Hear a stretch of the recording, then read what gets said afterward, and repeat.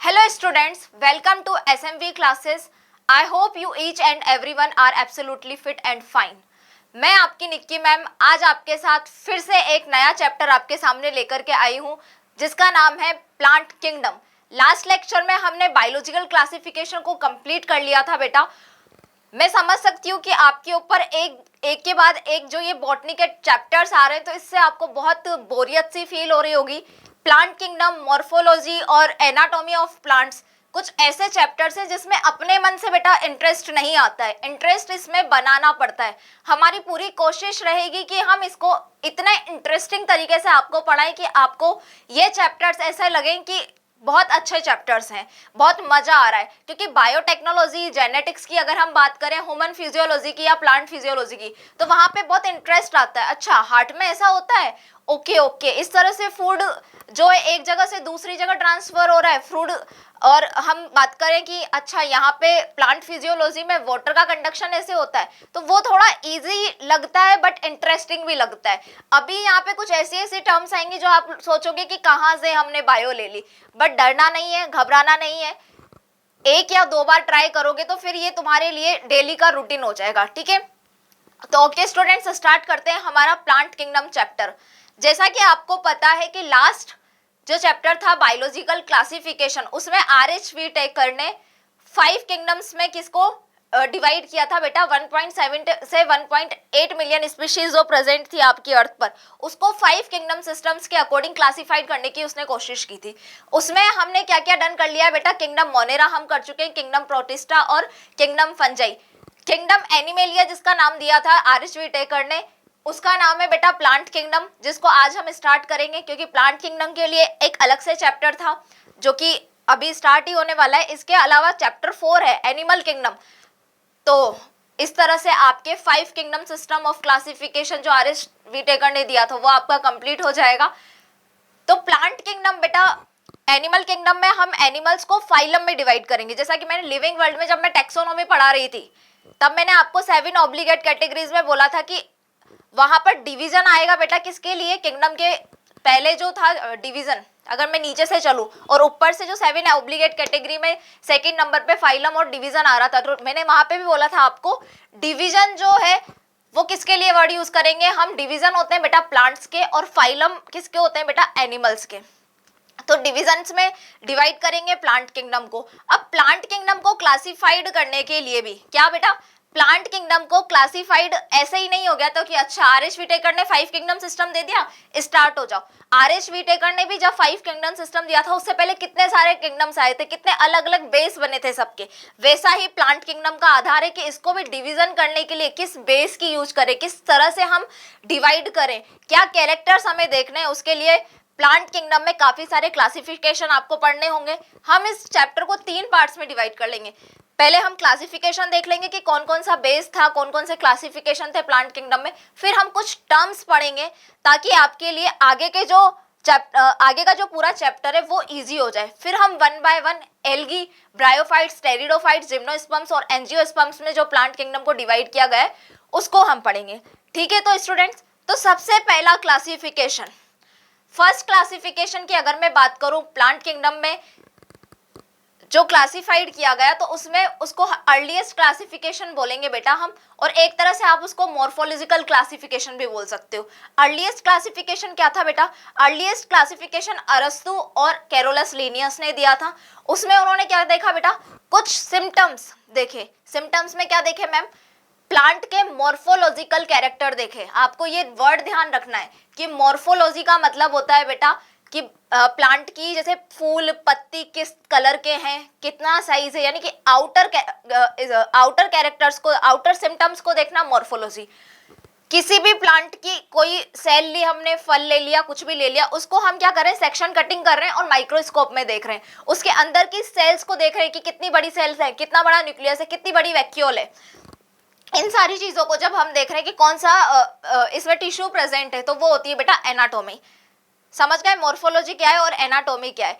तो morphological character किसने देखे बेटा, अरस्तु और कैरोलस लिनियस ने।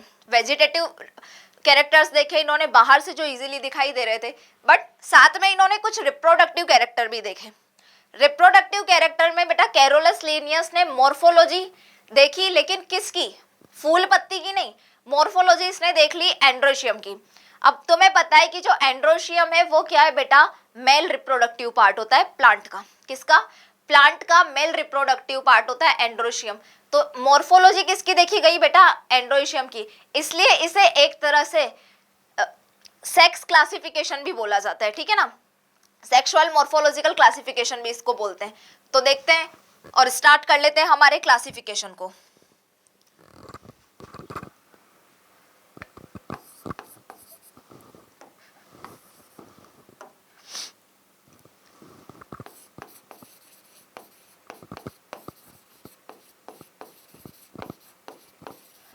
क्लासिफिकेशन सिस्टम है बेटा। क्लासिफिकेशन सिस्टम में फर्स्ट सिस्टम है जिसका नाम है आर्टिफिशियल सिस्टम ऑफ क्लासिफिकेशन। क्या है? आर्टिफिशियल सिस्टम ऑफ क्लासिफिकेशन, जिसकी अभी मैं बात कर रही थी। Artificial system of classification.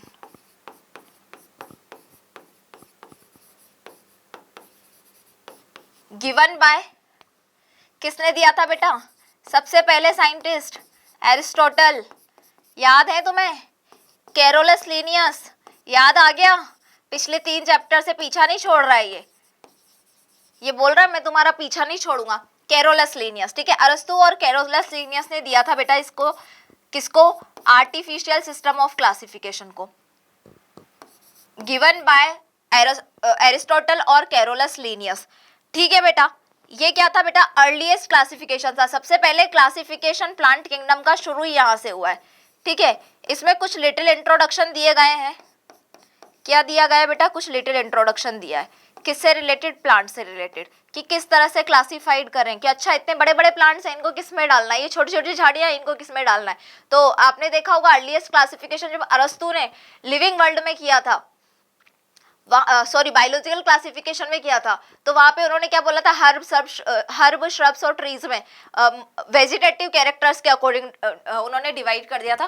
तो अरस्तु यहाँ पर भी नहीं मान रहे हैं, इन्होंने अर्लीस्ट क्लासिफिकेशन कर दिया है, लेकिन इस बार इनका पार्टनर है कैरोलस लीनियस। तो ये कुछ ना कुछ तो अलग खिचड़ी पकाता है ये, जैसा कि तुम्हें बहुत अच्छे से पता है।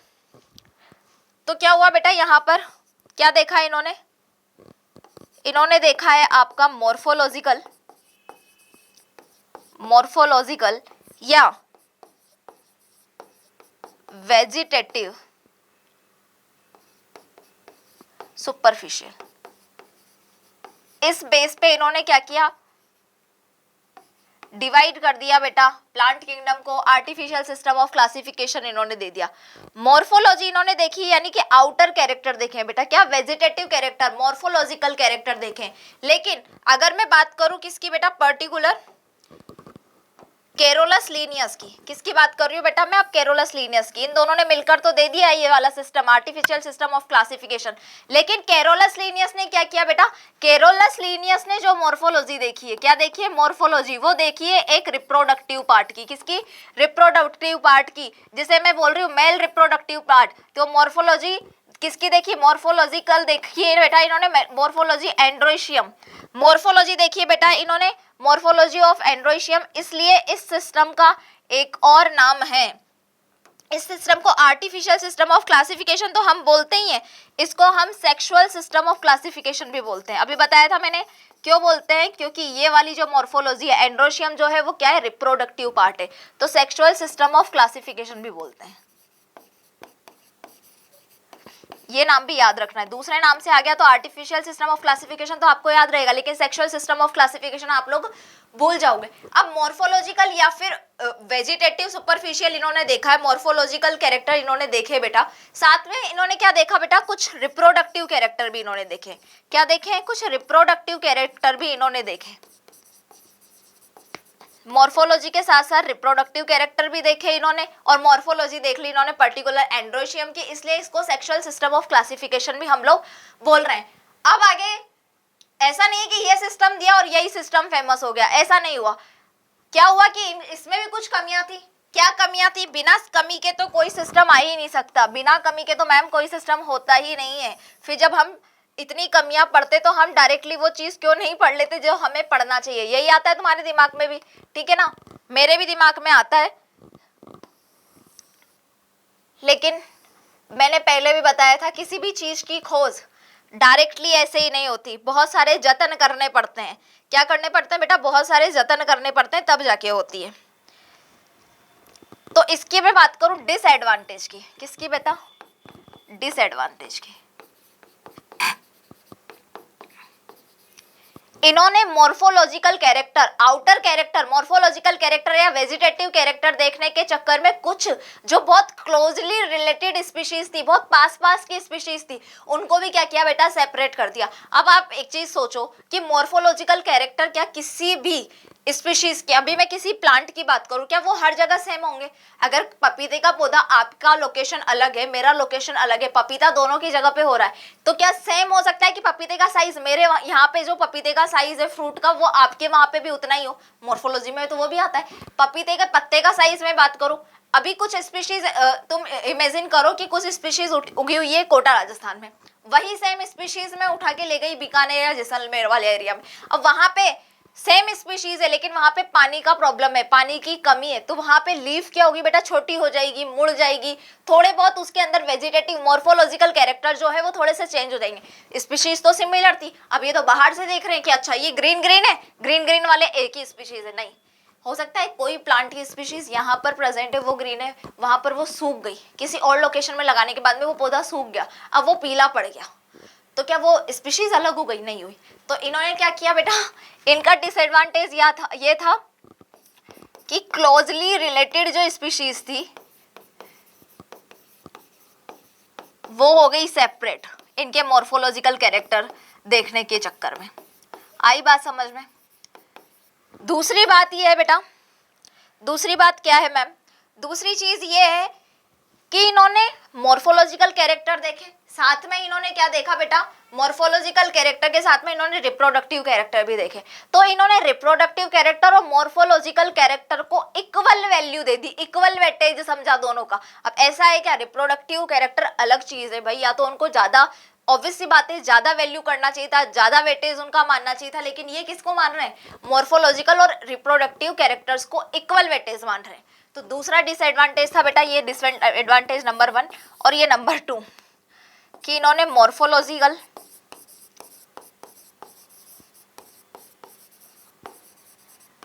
एंड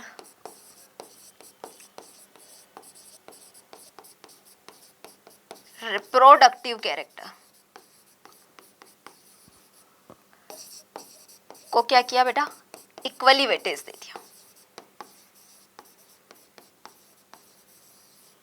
तो इस तरह से आपका खत्म होता है आर्टिफिशियल सिस्टम ऑफ क्लासिफिकेशन, जिसको किसने दिया?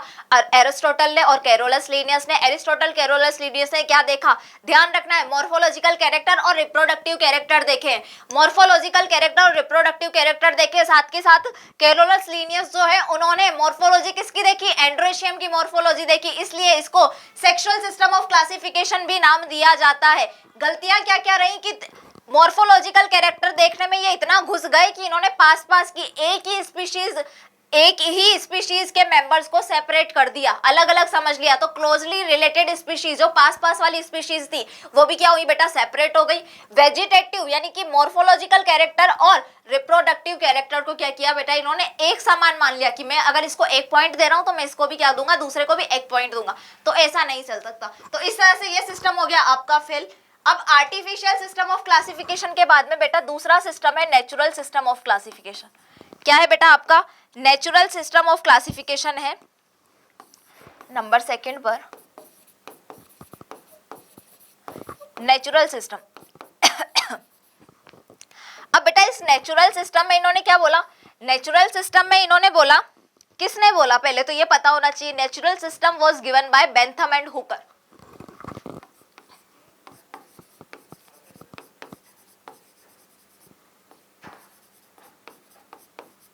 नाम से ही लग रहा है कि इन्होंने क्या किया होगा बेटा? नेचुरली चीजों को देखा होगा, नेचुरल जो कैरेक्टर्स थे, नेचुरल जो एफिनिटीज थी उनकी वैल्यू की होगी। ठीक है बेटा, तो ये किसके ऊपर बेस्ड है?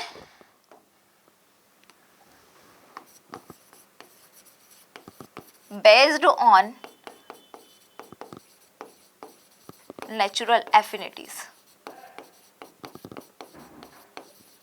आई बात समझ में? नेचुरल एफिनिटीज पर बेस्ड है, तो नेचुरल चीजों में आप क्या क्या देख सकते हो? नेचुरल चीजों में बेटा आप देख सकते हो सबसे पहले मॉर्फोलॉजी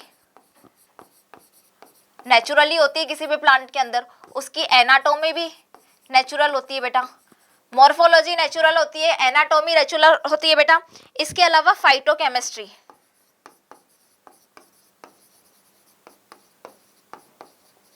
और एम्ब्रियोलॉजी।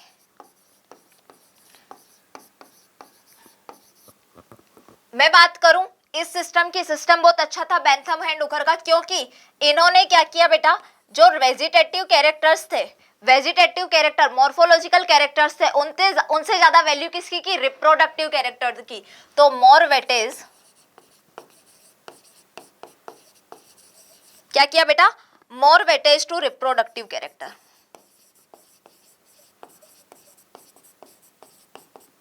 तो बेंथम एंड हुकर का ये जो सिस्टम था ये अच्छा था, लेकिन बिल्कुल परफेक्ट भी नहीं था। जिस परफेक्टनिज्म की नीड थी साइंटिस्ट को वो तो नहीं था। तो सेकंड नंबर पे नेचुरल सिस्टम ऑफ क्लासिफिकेशन के बाद में बेटा नंबर थर्ड पे किस पे? नंबर थर्ड वाला सिस्टम है आपका फाइलोजेनेटिक। फाइलोजेनेटिक सिस्टम क्या है बेटा? Phylogenetic system. नाम से ही पता चल रहा है कि क्या किया होगा इन्होंने, इवोल्यूशनरी हिस्ट्री, इवोल्यूशन देखा होगा, या फिर क्या देखे होंगे, यानी कि एंसेस्टर देखे हैं इन्होंने।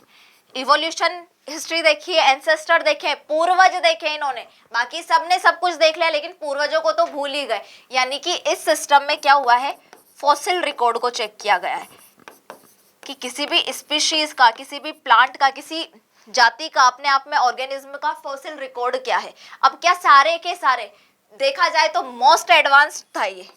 क्या था बेटा? मोस्ट एडवांस्ड और एक्सेप्टेबल मॉडल था, एक्सेप्टेबल क्लासिफिकेशन था। ठीक है, कौन सा? फाइलोजेनेटिक सिस्टम ऑफ क्लासिफिकेशन, जिसमें इवोल्यूशनरी हिस्ट्री या एंसेस्टर्स को हम देख रहे हैं। अब आप मुझे एक बात बताओ, क्या सारे के सारे ऑर्गेनिज्म जो प्रेजेंट हैं, क्या सबकी इवोल्यूशनरी हिस्ट्री यानी कि फॉसिल रिकॉर्ड हमारे पास में प्रेजेंट है? नहीं बेटा, सारे ऑर्गेनिज्म का फॉसिल रिकॉर्ड हमारे पास में प्रेजेंट नहीं है। धीरे धीरे खोज होती रहती है, मिलते रहते हैं सबके फॉसिल रिकॉर्ड, पर सबके फॉसिल रिकॉर्ड तो प्रेजेंट नहीं है, अवेलेबल नहीं है। तो फिर इस कंडीशन में क्या किया जाए? फिर इस कंडीशन में जो क्लासिफिकेशन है वो क्या किया जाता है, कुछ टेक्सोनॉमीज के बिहाफ पर किया जाता है। किसके बिहाफ पर? टेक्सोनॉमी के बिहाफ पर। कीमोटेक्सोनॉमी, साइटोटेक्सोनॉमी, क्या बेटा देखो इधर, कीमोटेक्सोनॉमी, साइटोटेक्सोनॉमी, फिनेटिक टेक्सोनॉमी, जिसको न्यूमेरिकल टेक्सोनॉमी भी बोलते हैं। तो इनके बिहाफ पर भी क्या होता है बेटा? क्लासिफिकेशन होता है, जिनका फॉसिल रिकॉर्ड हमारे पास में अवेलेबल नहीं है, इवोल्यूशनरी हिस्ट्री नहीं है, हमें नहीं पता कि इनके एंसेस्टर्स कौन है, तो उसके लिए हम कुछ टेक्सोनॉमी, तुम्हें पता है taxonomy is the science of taxonomy is the branch of science which deals with principle of classification. First chapter में पढ़ के आए हो बहुत अच्छे से। तो सबसे पहले मैं बात करती हूँ बेटा किसकी? नेचुरल टेक्सोनॉमी की, सॉरी न्यूमेरिकल टेक्सोनॉमी बेटा।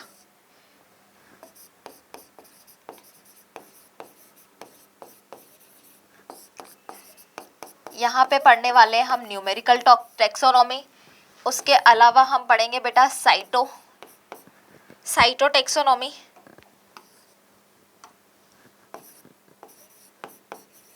नाम से ही पता चल रहा है साइटोटेक्सोनॉमी। क्या देखेंगे इसमें हम? सेल का स्ट्रक्चर देखेंगे, क्रोमोसोम का नंबर देखेंगे, और एक और टेक्सोनॉमी है बेटा कीमोटेक्सोनॉमी। कीमोटेक्सोनॉमी केमिकल्स को देखेंगे इसमें। ठीक है,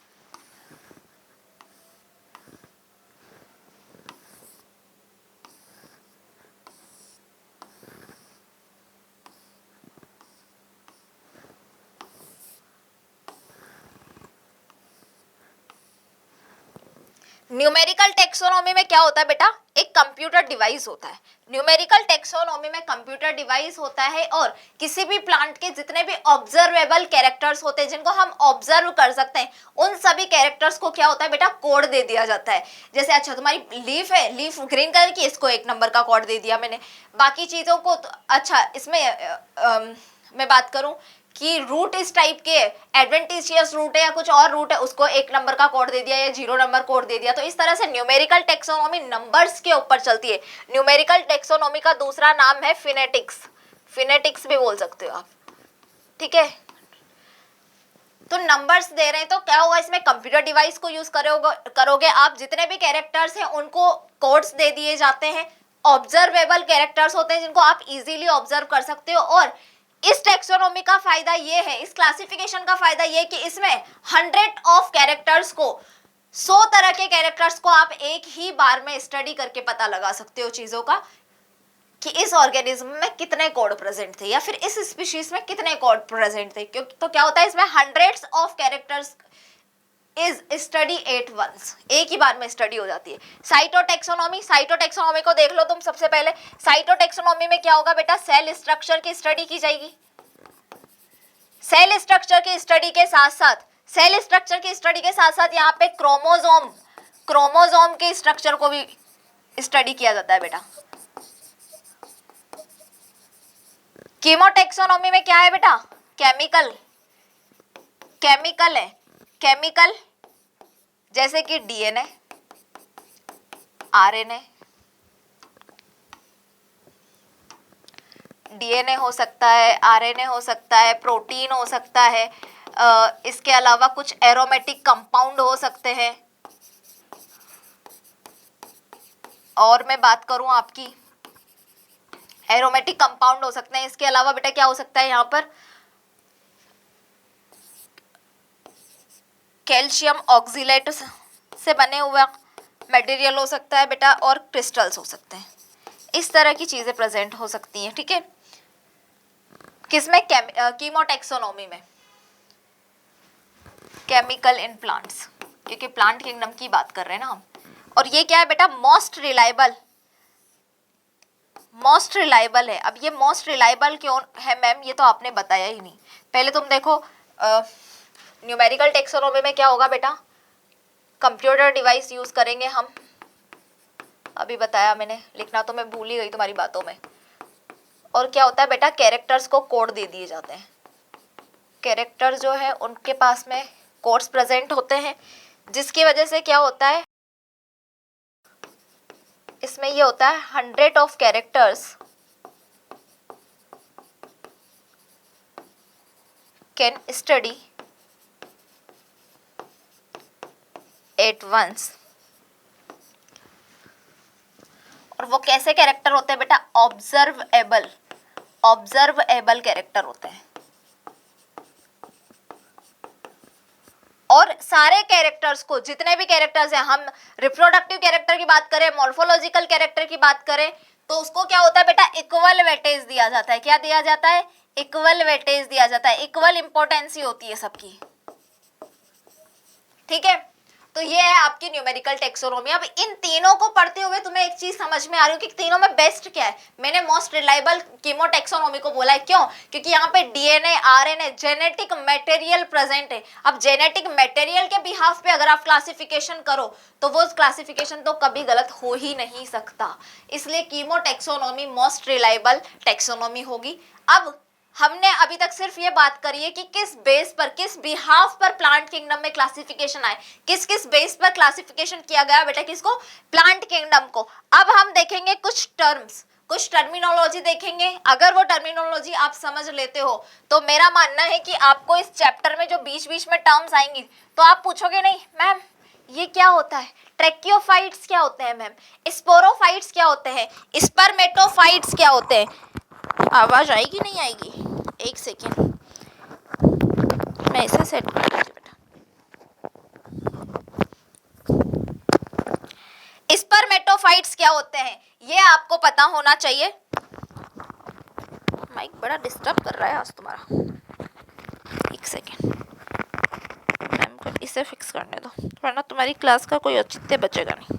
हाँ ठीक है, तो कुछ टर्म्स हैं बेटा उनको समझ लो वरना तुम आगे बहुत परेशान होने वाले हो, क्योंकि algae, bryophytes, pteridophytes, gymnosperms, angiosperms, इन सभी जगह पर ये टर्म्स आएंगी कि ये नॉन वेस्क्यूलर है, ये एट्रैकियोफाइट्स है, ये क्रिप्टोगेम है, ये फेनेरोगेम है, और फिर तुम मुझसे वहां पर पूछोगे। इसलिए मैं चाहती हूँ कि पहले हम पूरी टर्म्स पढ़ लें, उसके बाद में वन बाय वन एक बार सबका कंपैरेटिवली चार्ट बनाएंगे जिसमें हम डिफरेंस जो है कि ब्रायोफाइट्स टेरिडोफाइट से किस तरह से अलग है, किस तरह कौन पहले आया, किसमें स्पोरोफाइट जो है वो डोमिनेंट है, गैमेटोफाइट बॉडी जो है। अब तुम्हें लग रहा हो ना ये स्पोरोफाइट गैमेटोफाइट क्या बताने लग गए मैम, अभी तुम पहले ये समझ लो फिर मैं तुम्हें समझाती हूँ। गैमेटोफाइट स्पोरोफाइट वही आ रहा है बेटा यहाँ पर।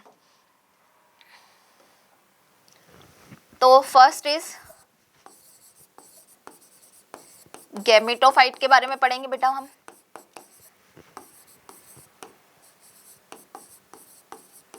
स्पोरोफाइट और एक टर्म है बेटा स्पर्मेटोफाइट। पहले इन तीनों को देखते हैं फिर बाकी की आगे की टर्म्स देखते हैं।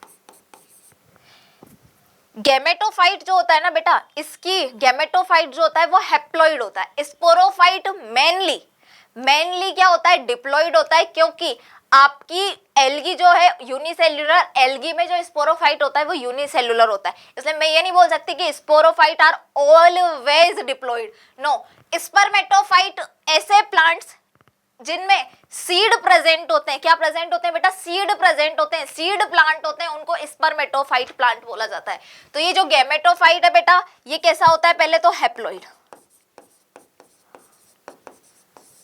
ठीक है। यूनिसेल्युलर या मल्टी सेल्युलर भी हो सकता है, यूनिसेल्युलर या मल्टी सेल्युलर भी हो सकता है।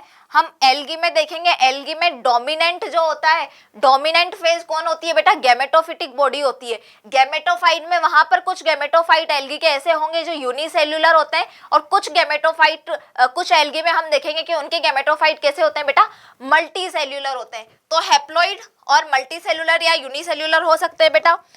गैमेटोफाइट का क्या काम है, ये बनाएंगे बेटा आपके गैमिट। क्या बनाएंगे, आपके गैमिट। और गैमिट जो है वो एन बनेंगे, यानी कि किससे बनेंगे, एन गैमेटोफिटिक बॉडी थी उसी से गैमेट जो बने वो भी हैप्लॉइड है, यानी कि ये बनेंगे बेटा माइटोसिस से। किससे बनेंगे बेटा, माइटोसिस से, मियोसिस से तो बन नहीं सकते, ठीक है। अब स्पोरोफाइट में देखो, स्पोरोफाइट बेटा डिप्लॉइड होता है 2n। अब ये किस जगह पे डोमिनेंट है, किस जगह पे डोमिनेंट नहीं है, वो 1 बाय 1 मैं सबको बता दूंगी, पहले टर्म्स देख लो आप। ये क्या होता है बेटा, मेनली तो मल्टी सेल्युलर होता है। क्या, स्पोरोफाइट। स्पोरोफाइट मल्टी सेल्युलर होता है लेकिन यूनिसेल्युलर इन एल्गी।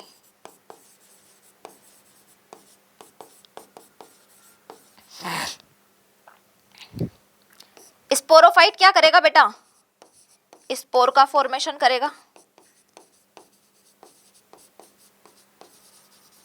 अब 2n से जो स्पोर बनेगा वो बन रहा है आपका n, तो यानी कि किसके थ्रू होगा स्पोर का फॉर्मेशन, मियोसिस के थ्रू। किसके थ्रू होगा बेटा, मियोसिस के थ्रू। अब देखो स्पर्मेटोफाइट वो प्लांट्स इनमें क्या प्रेजेंट होते हैं बेटा, सीड प्लांट को ही स्पर्मेटोफाइट बोला जाता है। किसको, सीड प्लांट को। एग्जांपल की मैं बात करूं कि सीड कहां कहां पे बनते हैं, मैंने सीड की बात की है, फल और फूल की बात नहीं की है, फ्लावर एंड फ्रूट की बात नहीं की है। We are just discussing spermatophyte जिनको सीड प्लांट बोलते हैं। और सीड बेटा आपके जिम्नोस्पर्म्स और एंजियोस्पर्म्स में बनते हैं। जिम्नोस्पर्म और एंजियोस्पर्म को ही हम स्पर्मेटोफाइट बोलेंगे।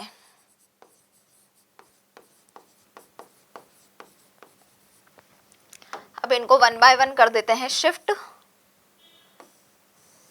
चलो, तो काफी सारी टर्म्स देखनी है बेटा हमें। मैं तो, मेरी कोशिश ये है कि मैं सारी टर्म्स यहीं पे एक ही पेज पे बता दूं, ताकि क्या होगा, हमारा टाइम भी बचेगा और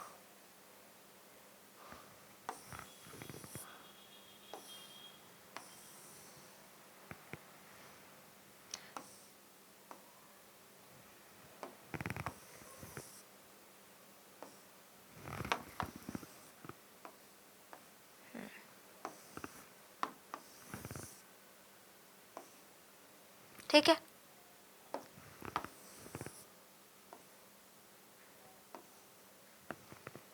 अब देखो बेटा नेक्स्ट टर्म है, क्या है मैम नेक्स्ट टर्म, एम्ब्रियोफाइट।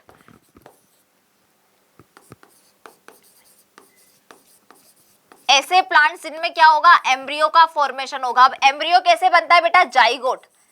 जाइगोट से क्या बनता है? एम्ब्रियो। जाइगोट से बन रहा है बेटा आपका एम्ब्रियो। जाइगोट भी 2n, एम्ब्रियो भी क्या है आपका 2n ही रहेगा। ठीक है, और अगर मैं एग्जाम्पल की बात करूं, किसकी बात करूं बेटा? एग्जाम्पल की बात करूं,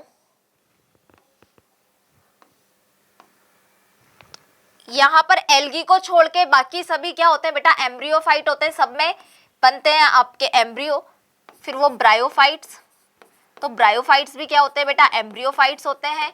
टेरिडोफाइट्स, जिम्नोस्पर्म्स एंड एंजियोस्पर्म्स। छोटा सा लिख देती हूं, तुम समझ लेना। ठीक है, एम्ब्रियोफाइट के बाद में फिफ्थ टर्म यहीं पे लिख देती हूँ, इधर उधर शिफ्ट करने का ही काम है हमारा। तो एम्ब्रियोफाइट के बाद में बेटा मैं आपको बताऊंगी आर्की गोनिएट्स। ये आर्कीगोनिएट्स में क्या होगा बेटा? आर्कीगोनियम फीमेल सेक्स ऑर्गन होता है। तो अगर female sex organ archegonium present है तो उन प्लांट्स को हम आर्कीगोनिएट्स नाम यूज करेंगे वहां पर। ट्रेकियोफाइट्स,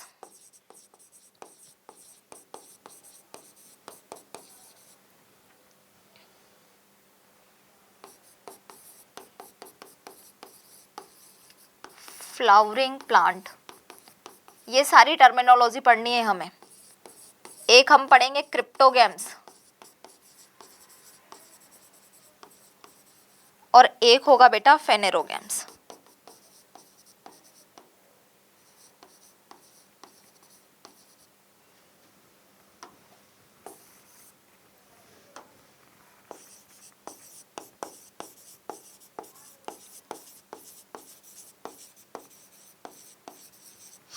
देखो, आर्कीगोनिएट्स मैंने क्या बोला बेटा? फीमेल सेक्स ऑर्गन प्रेजेंट होंगे।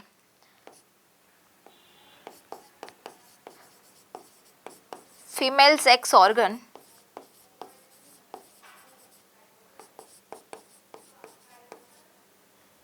आर्कीगोनियम।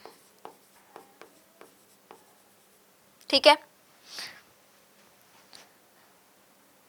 मल्टी सेल्यूलर होगा बेटा, मल्टी सेल्यूलर आर्कीगोनियम यानी कि फीमेल सेक्स ऑर्गन। और ऐसा कहाँ कहाँ पे होगा? ऐसा होगा आपके ब्रायोफाइट्स, ब्रायोफाइट्स, टेरिडोफाइट्स, और आपको बहुत सरप्राइज लगेगा कि जिम्नोस्पर्म में भी यही होता है बेटा। जिम्नोस्पर्म जो है, जिम्नोस्पर्म प्लांट्स जो हैं वो भी कैसे होते हैं? आर्कीगोनिएट्स होते हैं बेटा। कैसे होते हैं? आर्कीगोनिएट्स होते हैं।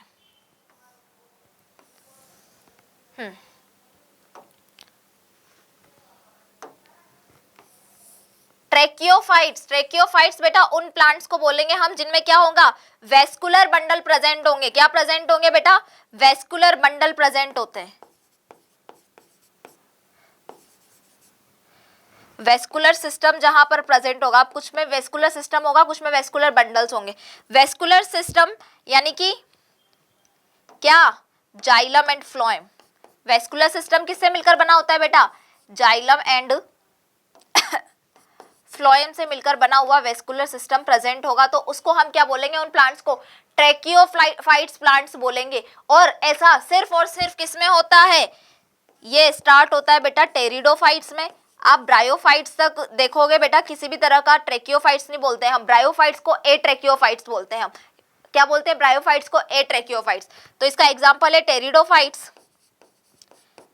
ये टर्मिनोलॉजी बहुत इंपॉर्टेंट है आपके लिए। क्या बेटा? टर्मिनोलॉजी बहुत ज्यादा इंपॉर्टेंट है। अगर आप टर्मिनोलॉजी नहीं समझ पाए तो जब आएगा ना एट्रेकिएट्स, यहां से स्टेटमेंट बेस्ड क्वेश्चन निकलते हैं, अभी करके बताऊंगी मैं। फिर तुम्हारे ना वहां पे स्टेटमेंट बेस्ड क्वेश्चन आए ना तो तुम्हारी नीट की नैया तो पार होनी नहीं है। तो ये क्या होते हैं बेटा? टेरिडोफाइट्स भी एंजियोस्पर्म और जिम्नोस्पर्म। एंजियोस्पर्म, जिम्नोस्पर्म्स क्या होते हैं? ट्रेकियोफाइट्स। और एट्रेकियोफाइट्स होते हैं आपके ब्रायोफाइट्स। समझ में आया? हाँ मैम, समझ में तो हमें बहुत अच्छे से आया। मैं समझाऊं समझ में ना आए? फ्लावरिंग प्लांट, फ्लावरिंग प्लांट की बेटा अगर मैं बात करूं तो फ्लावरिंग प्लांट सिर्फ और सिर्फ कौन होते हैं बेटा? एंजियोस्पर्म्स होते हैं। फ्लावरिंग प्लांट्स उन प्लांट्स को बोला जाता है जिसमें क्या होता है बेटा? फल और फूल, फ्रूट्स बनते हो और फ्लावर्स बनते हो। जिम्नोस्पर्म में आपको फ्लावर्स बनते हुए नजर नहीं आएंगे, इसलिए जिम्नोस्पर्म को फ्लावरिंग प्लांट नहीं बोलते हैं। फ्लावरिंग प्लांट सिर्फ और सिर्फ एंजियोस्पर्म्स होते हैं। और morphology of flowering plant, anatomy of flowering plant, जो 5th और 6th चैप्टर है वो टोटली एंजियोस्पर्म्स के लिए बने हुए चैप्टर्स हैं। तो ये फ्लावरिंग प्लांट्स कौन होते हैं बेटा? एंजियोस्पर्म्स होते हैं।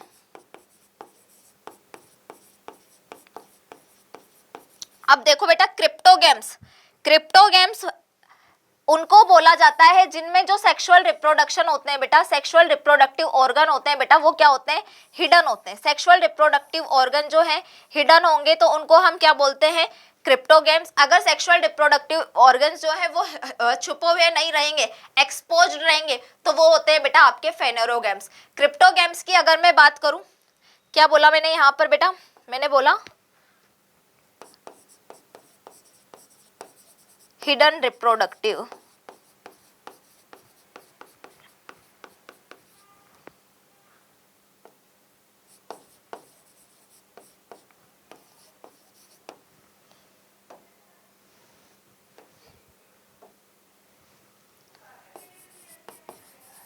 रिप्रोडक्टिव पार्ट एल्गी का भी हिडन होता है, ब्रायोफाइट्स का भी, इसलिए एल्गी, ब्रायोफाइट्स और टेरिडोफाइट्स क्या है? क्रिप्टोगेमस है बेटा, टेरिडोफाइट्स।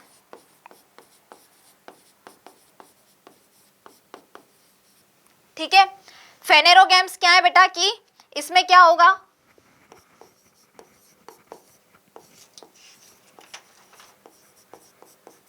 रिप्रोडक्टिव पार्ट होंगे बेटा एक्सपोज्ड रिप्रोडक्टिव पार्ट। एग्जाम्पल की अगर मैं बात करूं तो क्या है? एंजियोस्पर्म्स और जिम्नोस्पर्म्स।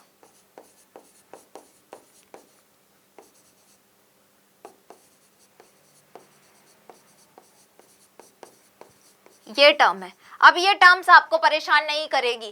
क्वेश्चंस की मैं बात करूं, क्वेश्चन बेटा इस तरह से आता है, जैसे क्वेश्चन नंबर 1। क्वेश्चन नंबर 1 में मैं क्या बोल रही हूं बेटा?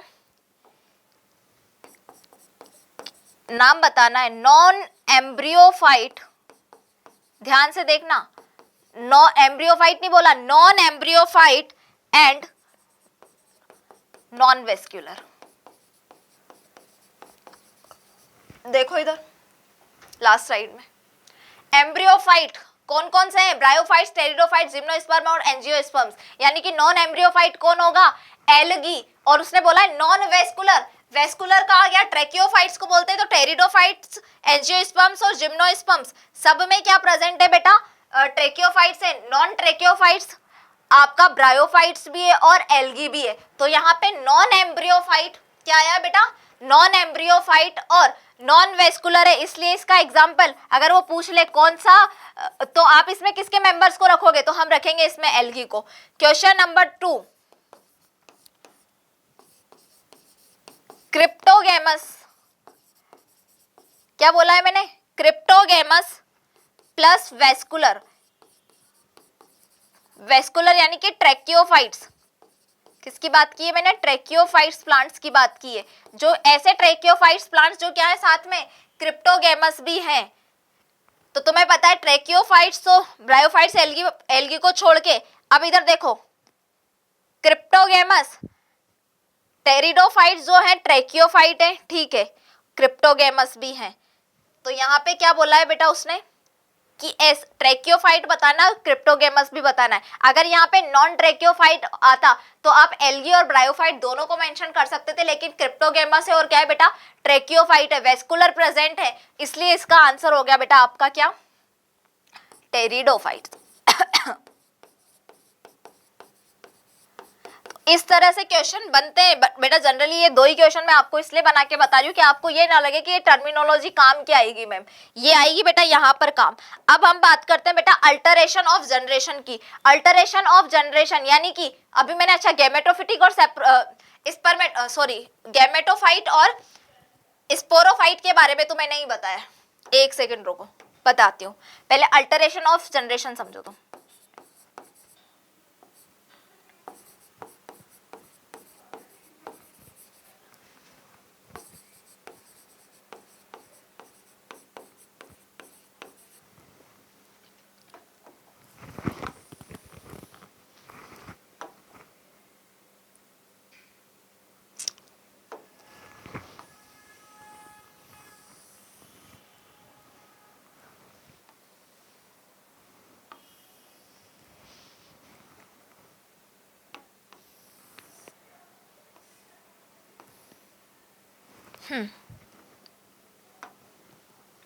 देखो बेटा, मैंने अभी आपको बताया स्पोरोफाइट, स्पर्मेटोफाइट, गैमेटोफाइट। तो आपका स्पर्मेटोफाइट, ट्रेकियोफाइट्स वो चीज अलग है। अभी आप समझो गैमेटोफाइट और स्पोरोफाइट क्या होता है। गैमेटोफाइट और स्पोरोफाइट जो है आपके अल्टरेशन ऑफ क्या होता है, अल्टरेशन ऑफ प्लांट। आप ये बता दो, एक तरह की पीढ़ी होती है, जनरेशन होती है किसकी, प्लांट्स की। अल्टरेशन ऑफ जनरेशन पाया जाता है, जैसे हमारे में होता है ना कि अपने पेरेंट्स हैं, हमारी दूसरी जनरेशन है, उनसे पहले वाली जनरेशन दादाजी वाली जनरेशन थी। तो इस तरह से जनरेशन क्या होती है, चेंज हो रही है। लेकिन ये हम बात करें एनिमल्स की।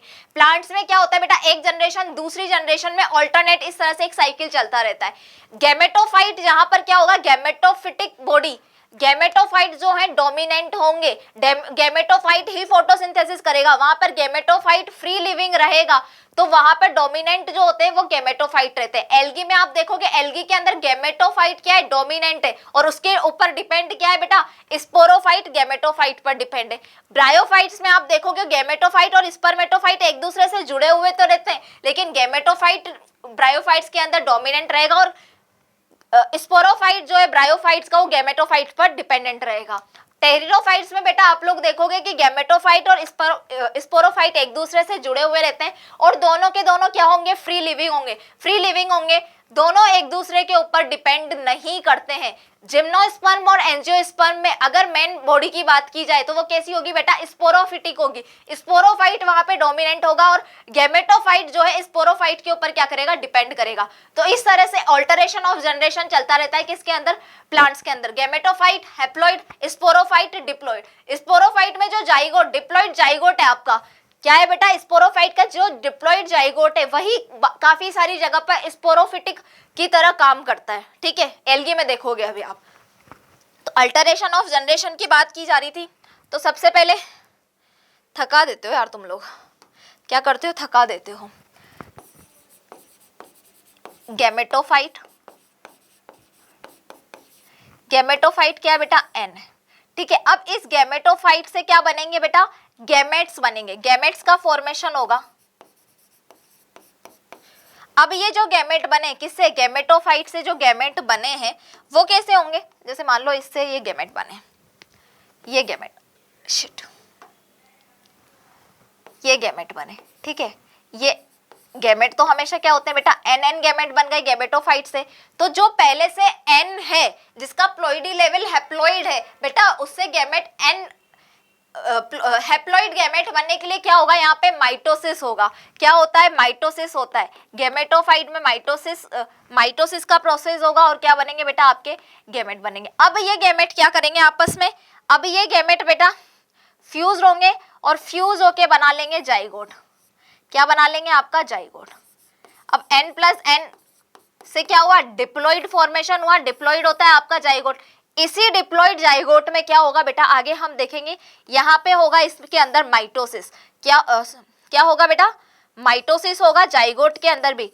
जाइगोट में माइटोसिस, काफी सारी जगह पे ये जाइगोट ही अपने आप में स्पोरोफाइट होता है, लेकिन बहुत सी जगह पे जाइगोट क्या कर रहा है बेटा, माइटोसिस करके बना रहा है स्पोरोफाइट। स्पोरोफाइट का फॉर्मेशन हुआ। अब ये जो स्पोरोफाइट किसने बनाया, जाइगोट ने, ये भी क्या है बेटा, डिप्लॉइड है। अब इस स्पोरोफाइट में क्या होगा बेटा, इसमें होगा आपका मियोसिस। यहाँ पे माइटोसिस हुआ था, अब क्या हो रहा है, मियोसिस हो रहा है। मियोसिस होने से क्या हुआ बेटा, इस तरह से एन स्पोर्स का क्या हुआ बेटा, फॉर्मेशन हो गया। और ये स्पोर्स आगे जाके क्या करेंगे, जर्मिनेट हो जाएंगे। क्या होगा बेटा, जर्मिनेट हो जाएंगे, और जर्मिनेट होने के बाद में ये क्या बना लेंगे बेटा, गैमेटोफाइट बना लेंगे। तो इस तरह से प्लांट्स के अंदर, किसके अंदर बेटा, प्लांट्स के अंदर ऑल्टरेशन ऑफ जनरेशन चलता रहता है। क्या चलता रहता है बेटा, ऑल्टरेशन ऑफ जनरेशन होता रहता है, किसमें, प्लांट्स में।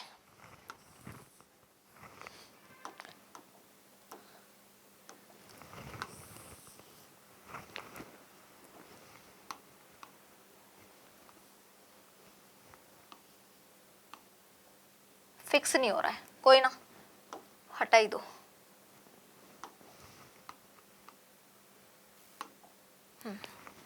तो इस तरह का ऑल्टरेशन ऑफ जनरेशन किस में नजर आता है बेटा, प्लांट्स के अंदर नजर आता है ऑल्टरेशन ऑफ जनरेशन। ठीक है, अब देखो ऑल्टरेशन ऑफ जनरेशन देखने के बाद में हम करते हैं एक बार कुछ कैरेक्टर्स देखते हैं एल्गी के, ब्रायोफाइट्स के, टेरिडोफाइट्स के। ठीक है, वन बाय वन सबके कैरेक्टर्स के आपको ये समझना है कि कहाँ पे गैमेटोफिटिक बॉडी डोमिनेंट है, कहाँ स्पोरोफाइट डोमिनेंट है, किस तरह के हैबिटेट में ये प्रेजेंट होते हैं, और भी काफी सारे कैरेक्टर्स हम लोग देखने वाले हैं बेटा। यहाँ पे सेल वॉल देख लो, सेल वॉल भी तो तुम देख सकते हो। तो अपनी तुम्हारी कॉपी ऐसे होगी ना, उसको लैंडस्केप मोड में लेके आओ। मुझे लिखना पड़ जाएगा भारी, तुम्हारा तो क्या खैर कुछ होना नहीं है। देखो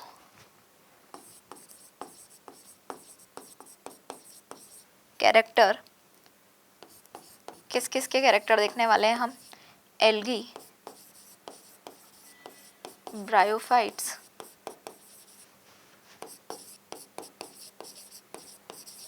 टेरिडोफाइट्स,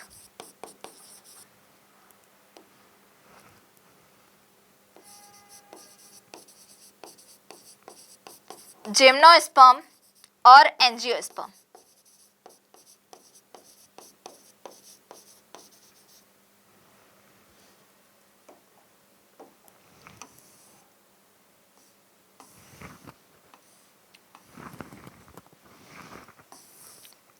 मैं ये कर सकती हूँ, तुम अपनी कॉपी में ऐसा नहीं कर सकते। क्या बेटा? तुम अपनी कॉपी में ऐसा बिल्कुल नहीं कर सकते हो। ये विद्या सिर्फ और सिर्फ, ये जादू, ये शक्तियां सिर्फ और सिर्फ मैम के पास में, आपके पास में नहीं है।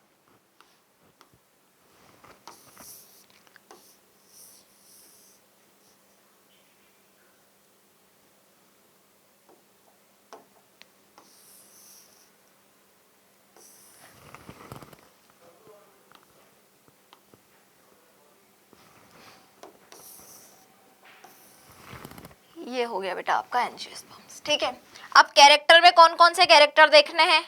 कैरेक्टर में बेटा हम सबसे पहले देखते हैं हैबिटेट। क्या देखते हैं बेटा? हैबिटेट, हैबिट देखते हैं। आप देखोगे कि एल्गी जो है, मोस्टली एल्गी एक्वेटिक होती है। क्या होती है बेटा? एक्वेटिक ही होती है। तो एल्गी होती है बेटा आपकी एक्वेटिक। ब्रायोफाइट्स जो है फर्स्ट टेरिस्ट्रियल प्लांट है। क्या है बेटा? फर्स्ट टेरिस्ट्रियल प्लांट है आपके ब्रायोफाइट्स, लेकिन ये पूरी तरह से टेरिस्ट्रियल नहीं है। क्यों नहीं है मैम टेरिस्ट्रियल? क्योंकि इन्हें भी अपनी लाइफ साइकिल का एक पार्ट कंप्लीट करने के लिए वाटर की नीड होती है। टेरिडोफाइट्स आपके सक्सेसफुल, क्या बोल सकती हूं मैं इसको, फर्स्ट सक्सेसफुल टेरिस्ट्रियल प्लांट।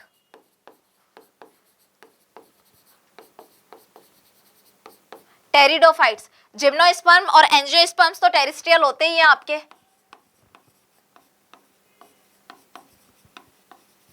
दोनों के दोनों। ठीक है, हैबिट देखने के बाद में हम देखते हैं बेटा डोमिनेंट फेज ऑफ लाइफ। ठीक है, ये नंबर 1 कैरेक्टर था। अब देखो बेटा आप dominant phase of life. Dominant phase of life में एल्गी जो है बेटा, इसकी डोमिनेंट फेज होती है आपकी गैमेटोफाइट। क्या होता है बेटा? गैमेटोफाइट। एल्गी का गैमेटोफाइट मैंने पहले भी बताया क्या होगा? यूनिसेल्यूलर। कैसा होगा बेटा? यूनिसेल्यूलर। यूनिसेल्यूलर हैप्लॉइड होगा। समझ में आया? इसके अलावा गैमेटोफाइट जो होता है इसका बेटा, वो क्या होता है? फ्री लिविंग होता है। ये भी याद रखना है। क्या होता है? एल्गी का गैमेटोफाइट बेटा फ्री लिविंग होता है, और यहां पर यूनिसेल्यूलर के साथ साथ नॉन जैकेटेड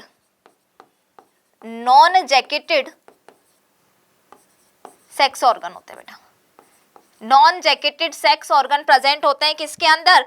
आपकी एल्गी के अंदर non jacketed sexual organ present होते हैं। ये फ्री लिविंग है, यानी कि इंडिपेंडेंट है, जो क्या करेगा? आपका फोटोसिंथेसिस करेगा। आपका नहीं, मतलब एल्गी के अंदर फोटोसिंथेसिस करेगा।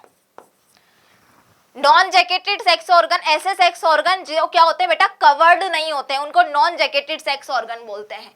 ब्रायोफाइट्स में भी मैं बोलूं आपकी, एक सेकेंड, एक बात और बताना भूल गए, गैमेटोफाइट, गैमेटोफिटिक बॉडी बेटा इसकी कैसी होती है, थैलोइड होती है। कैसी होती है इसकी गैमेटोफिटिक बॉडी, थैलोइड होती है। थैलोइड का मतलब होता है कि आप देखोगे पानी की सरफेस पे, पानी की सरफेस पे जो ग्रीन ग्रीन कलर की काई जमा पानी के ऊपर दिखाई देती है ना बेटा, वो एल्गी। लेकिन अगर आप टेरेस्ट्रियल जगह पर ग्रीन ग्रीन कलर की जो ग्रीनिश सरफेस देख रहे हो, वो एल्गी नहीं है, वो क्या है बेटा, आपके ब्रायोफाइट्स हैं, और ब्रायोफाइट्स में मोसेस हैं।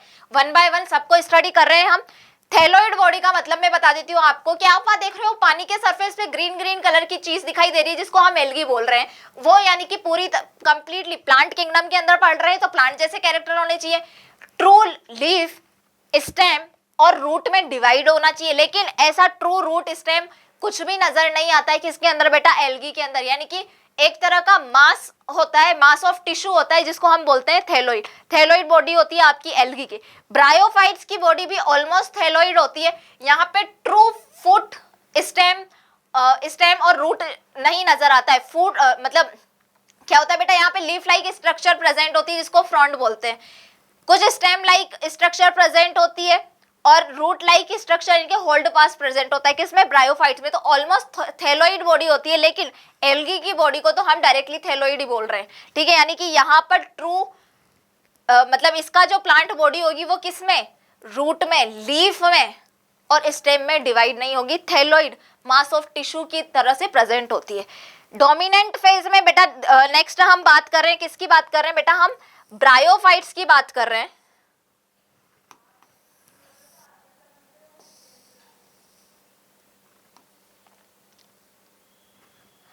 ब्रायोफाइट की डोमिनेंट बॉडी भी कैसी होती है बेटा, मैम ये भी होती है गैमेटोफाइट। क्या होता है, गैमेटोफाइट। लेकिन ये यूनिसेल्यूलर है इसका। यहाँ पे गैमेटोफाइट बॉडी कैसी होती है बेटा, मल्टी सेल्यूलर होती है। कैसी होती है,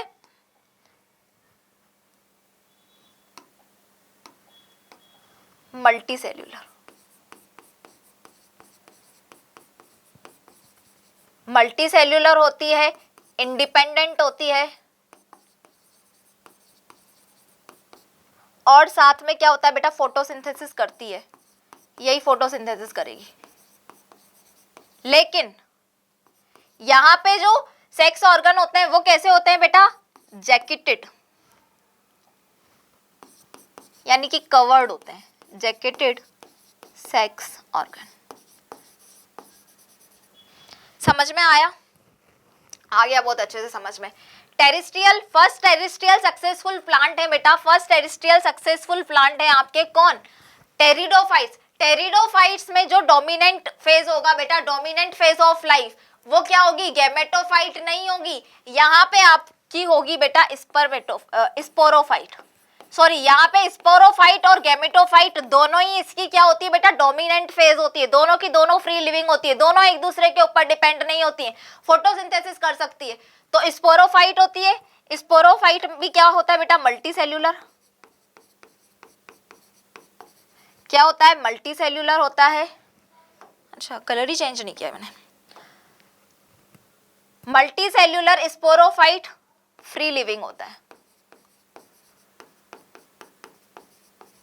और क्या कर सकता है, फोटोसिंथेसिस कर सकता है।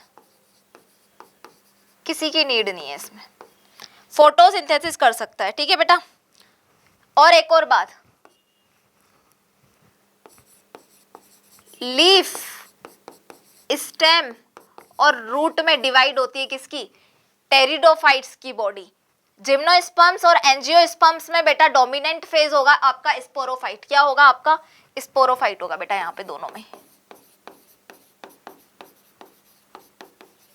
ठीक है। दोनों के अंदर स्पोरोफाइट होगा। क्या होगी बेटा, ये फ्री लिविंग होगी, और रूट, स्टेम और लीफ यहाँ पे क्या होगी आपकी, प्रेजेंट होगी। अगर मैं बात करूं डोमिनेंट फेज की बात की है बेटा मैंने, अभी किसकी बात की है, यहाँ पे मैंने डोमिनेंट फेज की बात की है, किसमें, एल्गी में, ब्रायोफाइट्स में, टेरिडोफाइट्स में और जिम्नोस्पर्म्स में। अब डोमिनेंट फेज की बात करने के बाद में एक और फेज होगी डोमिनेंट फेज, जैसे यहाँ पे एल्गी में गैमेटोफाइट हो गई, ब्रायोफाइट्स की मैं बात करूं तो ब्रायोफाइट्स में भी गैमेटोफाइट है, टेरिडोफाइट्स में भी गैमेटोफाइट है। तो मुझे बेटा एक चीज ये बताओ तुम कि दूसरी भी तो फेज है जहां पे गैमेटोफाइट है, उस जगह पे स्पोरोफाइट भी बनेगा। तो सेकंड फेज की बात करते हैं बेटा, अदर स्टेज। किसकी बात कर रहे हैं हम? अदर स्टेज की बात कर रहे हैं। छोटा करना पड़ जाएगा, एक बार देख लेती हूँ मैं ट्राई करके पूरा का।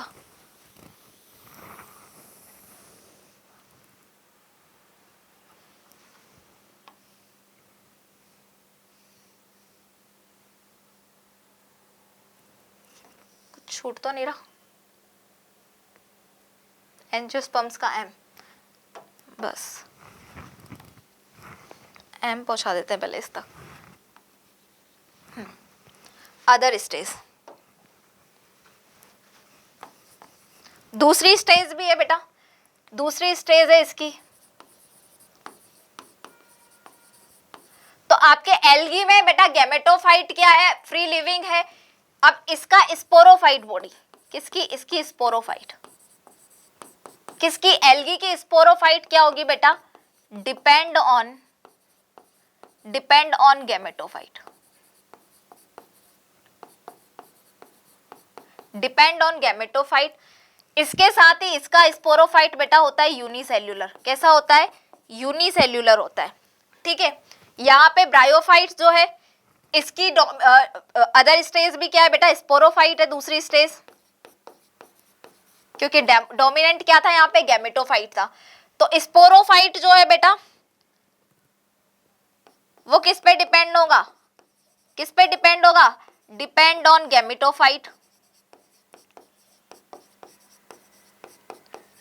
और यहां पे क्या होता है बेटा? फुट सीटा कैप्सूल, फुट सीटा कैप्सूल जैसे स्ट्रक्चर्स बनने लग जाती है। किसमें? ब्रायोफाइट्स के स्पोरोफाइट में। आप देखोगे आपके ब्रायोफाइट्स में हम जब देखेंगे ना इस तरह से, ये चीजें आपस में एक दूसरे से कनेक्टेड रहती हैं, सालों साल जिंदगी भर के लिए कनेक्टेड रहती है। इस तरह का फुट सीटा कैप्सूल किसमें होता है बेटा? स्पोरोफाइट में होता है।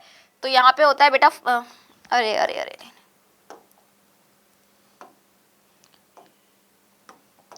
फुट सीटा कैप्सूल किसमें? स्पोरोफिटिक। इसकी स्पोरोफिटिक जो स्टेज है उसमें फुट सीटा कैप्सूल देखने को मिलेगा। ये चीज याद रखनी है। ब्रायोफाइट से रिलेटेड क्वेश्चन आ गया, तुम्हारा कुछ नहीं हो सकता, फिर कोई नहीं बचा सकता तुम्हें।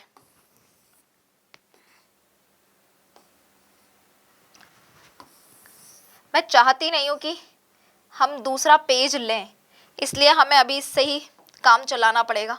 I hope you understand guys.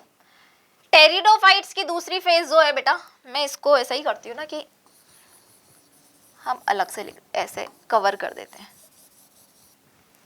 क्या है? स्पोरोफाइट के बाद में, क्योंकि यहाँ पे स्पोरोफाइट डोमिनेंट था तो गैमेटोफाइट दूसरी स्टेज रहेगी। यहाँ पे स्पोरोफाइट डोमिनेट था तो यहाँ पर भी क्या होगा? इन दोनों में गैमेटोफाइट रहेगी बेटा दूसरी स्टेज। अब इधर देखो, किसका? टेरिडोफाइट का स्पोरोफाइट में मेनली विशेष करके ध्यान रखना है टेरिडोफाइट के गैमेटोफाइट में कि इसका गैमेटोफाइट किसके ऊपर डिपेंड नहीं होता है? स्पोरोफाइट पर। ये भी क्या होता है बेटा? पूरी तरह से फ्री लिविंग होता है। क्या होता है? ये फ्री लिविंग होता है, अपना खाना खुद बनाता है, यानी कि ये फोटोसिंथेसिस कर सकता है। क्या कर सकता है बेटा? फोटोसिंथेसिस कर सकता है। और इसमें क्या होते हैं? गैमेटोफाइट में, किसके? स्पोरोफाइट के गैमेटोफाइट में मल्टी सेल्यूलर, क्या बेटा? मल्टी सेल्यूलर जैकेटेड स्ट्रक्चर नजर आती है, multi cellular jacketed sex organs नजर आते हैं। मेल और फीमेल, मेल और फीमेल का नाम अलग अलग है, तुम्हें पता है। ये फीमेल आर्किगोनियम होती है यहाँ पे, ठीक है ना, और मेल होता है बेटा एंथ्रीडियम। यहाँ पे मेल को क्या बोलूंगी मैं? एंथ्रीडियम, नाम लिख देती हूँ एंथ्रीडियम, और फीमेल है बेटा इसकी आर्किगोनियम।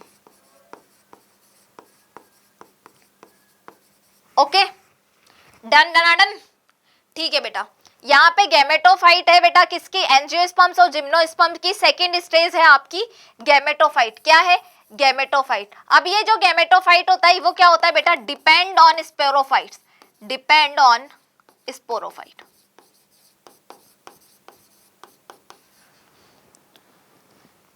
अब मैं बात करूं बेटा पर्टिकुलर जिम्नो की, किसकी डिपेंड होता है।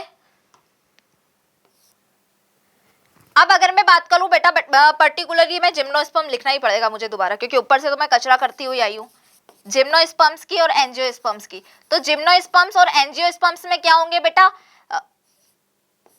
मेल और फीमेल जो होंगे, इसके क्या होंगे बेटा, दोनों के मेल और फीमेल जो होंगे जिम्नोस्पर्म्स और एंजियोस्पर्म्स में, उनका नाम अलग अलग होगा। क्या नाम होगा मैम, इसका जो मेल है बेटा, जिम्नो का जो मेल है, उसका नाम तो बेटा पोलन ग्रेन ही रहेगा। क्या रहेगा, पोलन ग्रेन इसका नाम। इसका मेल भी पोलन ग्रेन ही होता है, किसका, एंजियोस्पर्म्स का। बट अगर मैं बात करूं फीमेल की, तो फीमेल में जिम्नोस्पर्म में फीमेल पार्ट जो होता है बेटा, उसको बोलते हैं एंडोस्पर्म। क्या बोला जाता है बेटा, एंडोस्पर्म बोला जाता है। किसमें, फीमेल में, जिम्नोस्पर्म्स के फीमेल को हम एंडोस्पर्म बोलते हैं, और एंजियोस्पर्म्स की फीमेल को हम बोलते हैं बेटा एम्ब्रियोसेक। क्या बोलते हैं बेटा, एम्ब्रियोसेक। कितनी कोशिश करने के बाद में एक नेक्स्ट स्लाइड का इंतजार करते हुए हम लोग इधर आ चुके हैं। तुम समझ जाना, ये एल्गी है, ये कैरेक्टर है, ठीक है। ये तुम्हारा ब्रायोफाइट, टेरिडो, जिम्नो और एंजियो।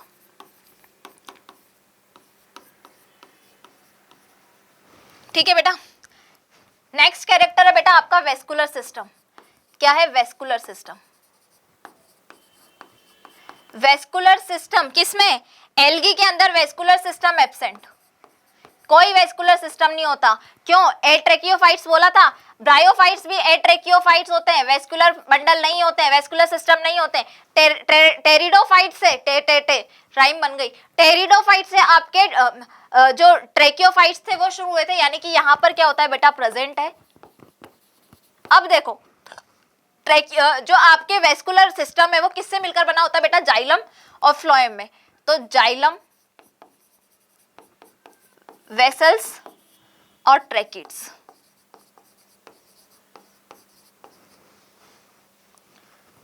एक सेकेंड, ट्रैकिड्स ऊपर लिख देती हूं, इजी रहेगा।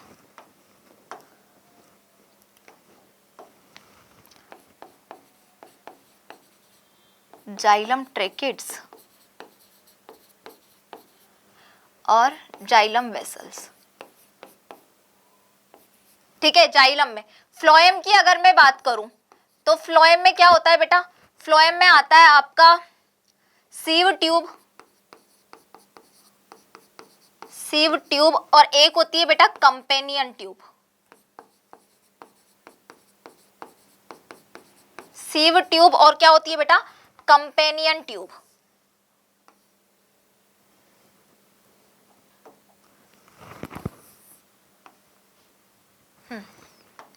उधर खिसकाना जरूरी था उसको।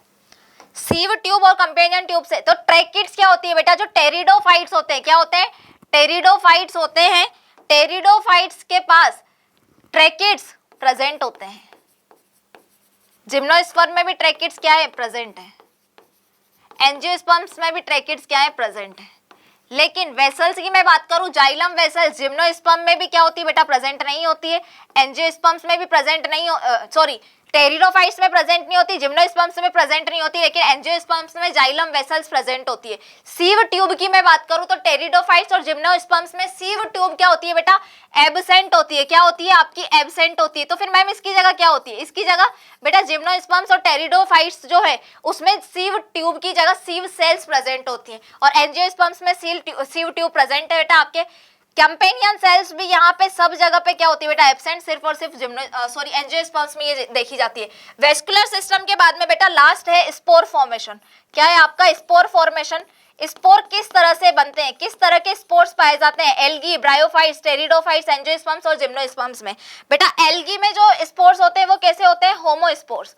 क्या होते हैं बेटा, होमोस्पोर्स होते हैं, एक ही जैसे स्पोर्स प्रेजेंट होते हैं। यहाँ पे भी होमोस्पोर्स होते हैं ब्रायोफाइट्स में, टेरिडोफाइट्स की मैं बात करूं तो मेनली होमोस्पोर्स होते हैं हर जगह, ऐसा नहीं कि हर बार होमोस्पोर्स ही होंगे, मोस्टली या मेनली होमोस्पोर्स होते हैं बेटा। और टेरिडोफाइट्स और जिम्नोस्पर्म्स में मेल और फीमेल गैमेट बनेंगे तो क्या होंगे, हेटेरोस्पोर्स प्रेजेंट होते हैं। मुझे पता है कि तुम्हें ये लग रहा होगा कि जो चैप्टर है बेटा वो क्या है, बहुत ज्यादा डिफिकल्ट हो गया है।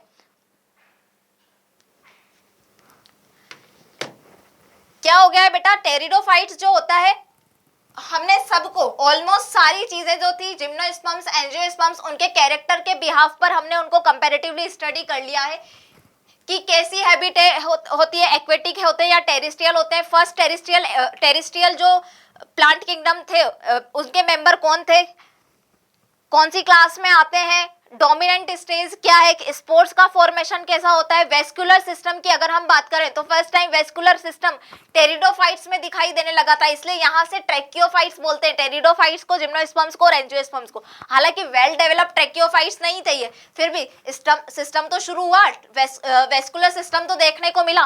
तो इस तरह से हमने क्या कर लिया बेटा, अब तक हमने डिवाइड कर लिया है, एक कंपैरेटिवली स्टडी की है। अब हम वन बाय वन सारी चीजों को पढ़ेंगे। सबसे पहले हम इसमें पढ़ेंगे बेटा आपका किसको, एल्गी को। क्या पढ़ेंगे बेटा, हम पढ़ेंगे यहाँ पे एल्गी को। तो स्टार्ट करते हैं हम एल्गी से। एल्गी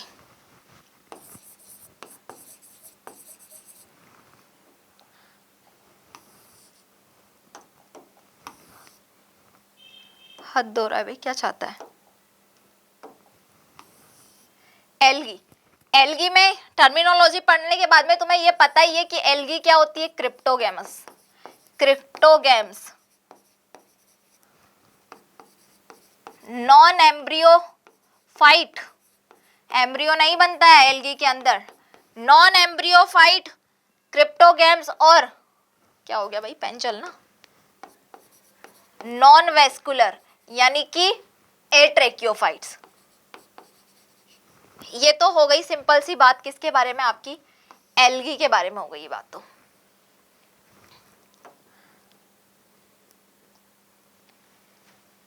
एल्गी जो है बेटा आपकी कैसी होती है, एल्गी मोस्टली एक्वेटिक होती है। मोस्टली एल्गी जो है वो एक्वेटिक होती है, पानी में ही मिलेगी, टेरेस्ट्रियल नहीं होती है। अब पानी हो सकता है ज्यादा गीली सी मिट्टी है, मॉइस्ट सॉइल में प्रेजेंट हो सकती है बेटा। वुडन गीली लकड़ी पर भी मिल सकती है, गीले पत्थर स्टोन्स पे भी प्रेजेंट हो सकती है। ठीक है, अब मैं आपको एक एल्गी है जिसकी स्पेशली क्लेमाइडोमोनास नेविलिस, उसके बारे में बता रही हूँ कि उसकी वजह से क्या होता है, रेड स्नो होता है। हमने डाइनोफ्लेजिलेट्स में देखा था कि डाइनोफ्लेजिलेट्स किसके अंदर पढ़ के आए हम, बायोलॉजिकल क्लासिफिकेशन में। डाइनोफ्लेजिलेट्स में हमने क्या देखा था, प्रोटिस्टा ही था ना, प्रोटिस्टा की क्लास थी, क्राइजोफाइट्स फिर डाइनोफ्लेजिलेट्स। डाइनोफ्लेजिलेट्स की वजह से रेड टाइड आ रही थी सी के अंदर। अब हम देखेंगे कि एल्गी की वजह से रेड कलर का स्नो बनेगा। क्या बनेगा, रेड कलर का स्नो बनेगा। और वो उस एल्गी का पर्टिकुलर बेटा नाम है, क्या नाम है मैम उसका, हम जानना चाहते हैं क्या नाम है, क्लेमाइडोमोनास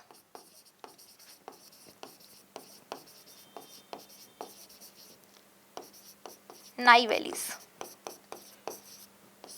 क्लेमाइडोमोनास नाइवेलिस एक तरह का देखा जाए तो ये क्या है, ये है बेटा आपका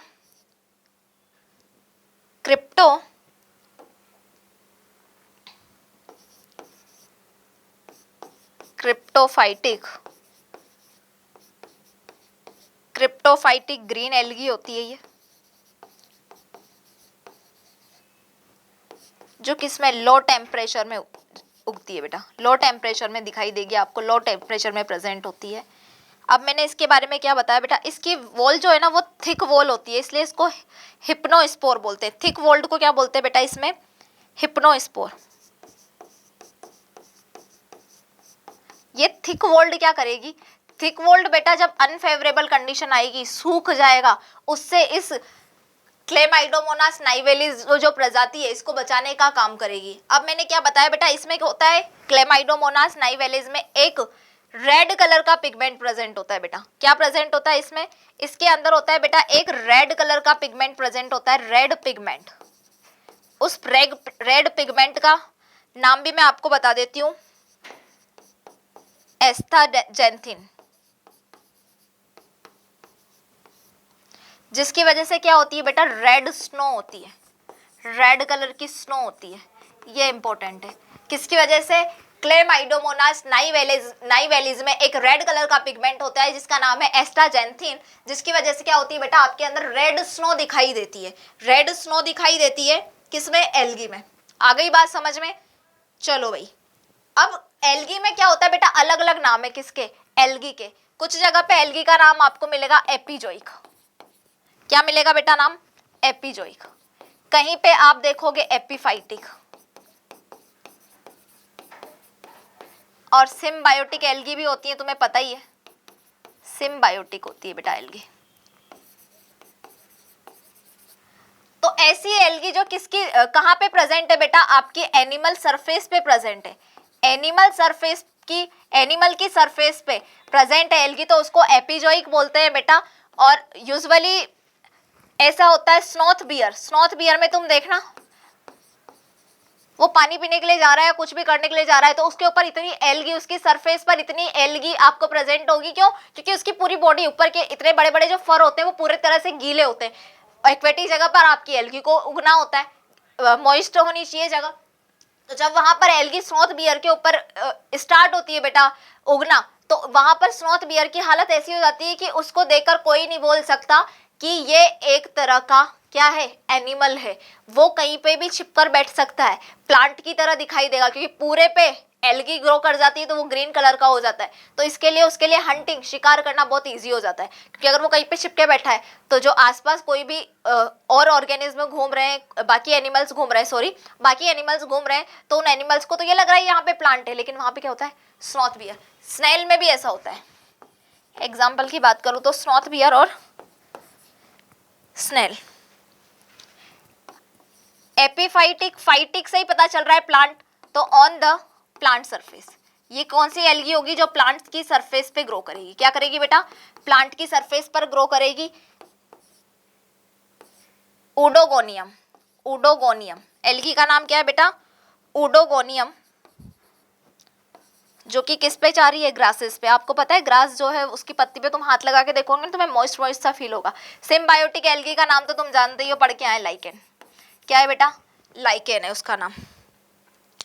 अब तुम दूसरी चीज ये देखो, अभी थोड़ी देर पहले बता भी दिया है, कंपैरेटिवली स्टडी वाली चीजों को वैसे मैं जनरली दोबारा रिपीट करती नहीं हूँ। एल्गी की डोमिनेंट स्टेज क्या है बेटा? क्या है डोमिनेंट स्टेज एल्गी का? एल्गी का बेटा डोमिनेंट स्टेज है हमारा गैमेटोफाइट है मैम। क्या है? गैमेटोफाइट।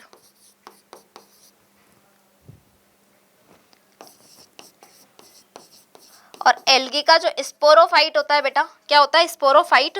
वो कैसा होता है? यूनिसेल्यूलर होता है। और एल्गी में यूनिसेल्यूलर स्पोरोफाइट जो होता है वो जाइगोट ही होता है। क्या होता है बेटा? जाइगोट होता है। समझ में आ गया? बॉडी ऑर्गेनाइजेशन देखते हैं आप किसका? एल्गी का बॉडी ऑर्गेनाइजेशन।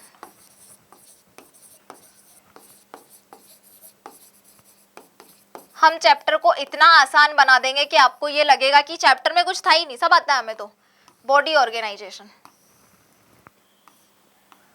बॉडी ऑर्गेनाइजेशन कैसा होता है बेटा एल्गी का? बॉडी ऑर्गेनाइजेशन, कुछ एल्गी ऐसे हैं जो यूनिसेल्यूलर होते हैं, कुछ यूनिसेल्यूलर होते हैं लेकिन कॉलोनी बनाते हैं, यूनिसेल्यूलर कॉलोनियम। और कुछ एल्गी क्या है बेटा? आपके मल्टी सेल्यूलर है। यूनिसेल्यूलर एल्गी की मैं बात करूं तो कौन बेटा? क्लेमाइडोमोनास, क्लेमाइडोमोनास, क्लोरेला, ये क्या है बेटा? यूनिसेल्यूलर एल्गी है। क्लेमाइडोमोनास की मैं बात करूं तो क्लेमाइडोमोनास आपका मोटाइल होता है, फ्लेजिला प्रेजेंट होते हैं यहाँ पे। और chlorella non motile. Non motile unicellular algae की बात की जाए तो क्लोरेला, मोटाइल यूनिसेल्यूलर की बात की जाए तो क्लेमाइडोमोनास। यूनिसेल्यूलर कॉलोनी वॉल्वॉक्स बनाता है बेटा। कौन बनाता है? वॉल्वॉक्स। और ये भी क्या होता है? मोटाइल होता है। आपको पता होना चाहिए कि ये भी क्या होता है बेटा? मोटाइल होता है। मल्टी सेल्यूलर में एग्जाम्पल आता है आपका फिलामेंटस स्पाइरोगायरा। किसका बेटा? फिलामेंटस स्पाइरोगायरा, क्योंकि ये फ्रेगमेंट बनाकर क्या करेगा आपका वेजिटेटिव रिप्रोडक्शन जो होगा उसमें फ्रेगमेंट्स के थ्रू होगा, स्पाइरोगायरा में और किसमें? यूलोथ्रिक्स में। स्पाइरोगायरा और यूलोथ्रिक्स के अलावा बेटा एक वर्ड आता है यहाँ पे कैल्प्स।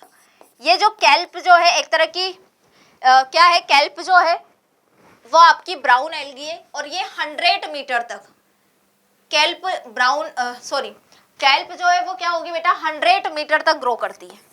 इतनी बड़ी बड़ी हो जाती है कि ये 100 मीटर तक लंबी लंबी नजर आती है। ठीक है, तो ये हो गया बॉडी ऑर्गेनाइजेशन किसका बेटा?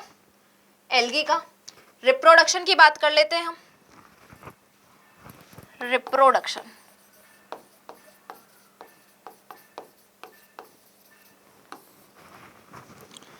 वेजिटेटिव,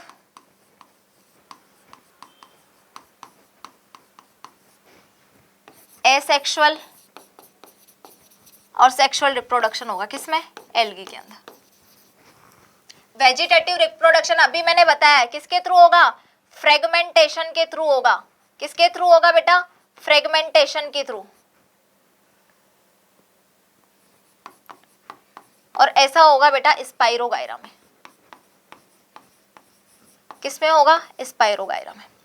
एसेक्सुअल रिप्रोडक्शन में स्पोर्स बनते हैं जिसमें मोस्ट कॉमन स्पोर्स है जू स्पोर्स। और अगर मैं बात करूं most common asexual spores of fungi तो वो क्या है बेटा? कॉनिडिया है। तो जू स्पोर्स बनते हैं इसमें और ये एक तरह की क्या होते हैं? एंडोजीनस होते हैं बेटा। ये स्पोर्स एंडोजीनस होते हैं और साथ में मोटाइल होते हैं। सेक्सुअल रिप्रोडक्शन यहीं पे कर लेते हैं, खत्म। थोड़ा सा बड़ा है, 3 टाइप का होता है बेटा।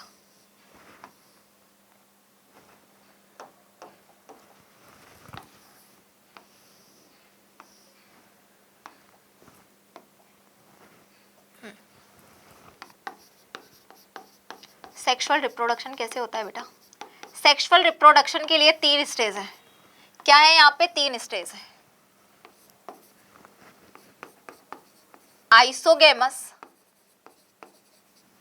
एनआइसोगेमस और है बेटा एक ऊगेमस। क्या है? ऊगेमस। आइसोगेमस में क्या होगा बेटा? या तो दोनों के दोनों non motile gamete but similar, या फिर दोनों होंगे आपके मोटाइल गैमेट। ऐसा नहीं है एक नॉन मोटाइल है दूसरा मोटाइल है, एक छोटा है एक बड़ा है, नहीं। या तो क्या होंगे बेटा? नॉन मोटाइल,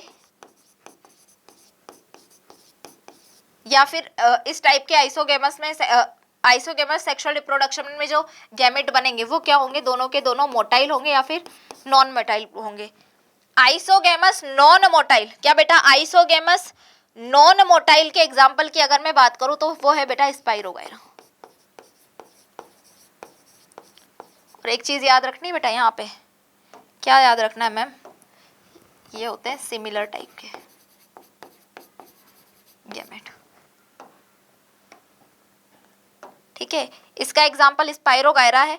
अगर मैं आइसोगेमस मोटाइल के एग्जाम्पल की बात करूं, आइसोगेमस मोटाइल का एग्जाम्पल है बेटा यूलोथ्रिक्स, क्योंकि इनमें क्या होगा? फ्लेजिला प्रेजेंट होगा। दिखाई दे रहा है तुम्हें फ्लेजिला। यूलोथ्रिक्स, क्लेडोस्पोरा और कुछ स्पीशीज है, सम स्पीशीज ऑफ क्लेमाइडोमोनास।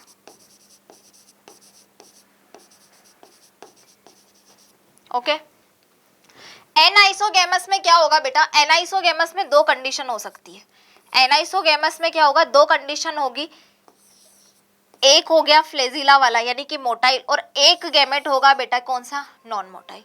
या फिर कंडीशन होगी कि एक गैमेट, दोनों ही नॉन मोटाइल होंगे लेकिन क्या होंगे बेटा? इनकी स्ट्रक्चर में, साइज में जो होगा, साइज में क्या होगा? डिफरेंस होगा। तो एनाइसोगेमस का बेटा एग्जाम्पल है, किस एग्जाम्पल है इसका बेटा? एनाइसोगेमस किस में होगा रिप्रोडक्शन? एनाइसो टाइप के सेक्सुअल रिप्रोडक्शन, सेक्सुअल गैमेट जो कहाँ पे प्रेजेंट होंगे बेटा? Some members of Chlamydomonas.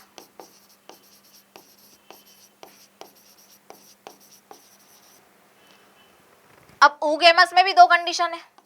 oogamous में भी क्या कंडीशन है? oogamous में बेटा मेल और फीमेल के स्ट्रक्चर में फर्क होता है। मेल और फीमेल यानी कि यहाँ पर मेल जो है वो उसका साइज छोटा होगा और फीमेल का साइज बड़ा होगा। मेल का साइज क्या होगा? छोटा होगा।